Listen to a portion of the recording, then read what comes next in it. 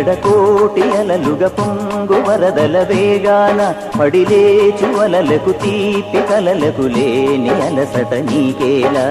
నల్ల నల్ల నీళ్లలోన ఎల్లకిల్ల పడ్డట్టున్న అల్లో మల్లో ఆకాశాన చుక్కల్లు అమ్మాయంటి జాబిల్లమ్మ అబ్బాయంటి సూర్యుడమ్మ ఇంటి దీపాలవ్వాలంట దిక్కులు ఎవరికి వారే యమునకు నీరే రేవు నీరు నావదంట నావతోడు రేవుదంట పంచుకుంటే